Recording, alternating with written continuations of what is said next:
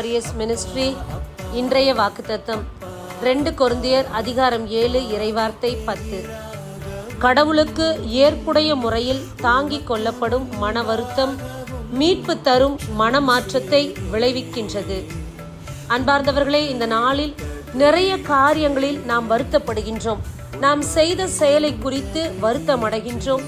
அதை எண்ணி பார்க்கும்போது, இப்படி ஏன் நான் செய்தேன், ஏன் இந்த தவறை செய்தேன், எதற்காக இப்படி பேசினேன், எதற்காக இந்த நபரிடத்தில் இப்படிப்பட்ட வார்த்தைகளால் காயப்படுத்தினேன் என்று மனம் வருந்துகின்றோம். ஆனால் மனம் மாற்றத்துக்கு கடந்து போவது கிடையாது. இந்த நாள் இறைவன் கொடுத்த வார்த்தை நமக்கு, மனம் வருந்தப்படும் ஒவ்வொருவருமே மீட்பளிக்கும் மனமாற்றத்துக்குள் கடந்து செல்வதே மாற்றத்துக்கான வாழ்வு, புதியதொரு வாழ்வாக அமைகின்றது. ஆகையால் மனம் வருந்துவதோடு நின்று விடாமல் மனம் மாற்றத்துக்குள் கடந்து செல்வோம். மாற்றங்கள் நிறைந்ததுதான் வாழ்க்கை. இறைவன் பால் திரும்புவோம். ஆமேன். God bless you.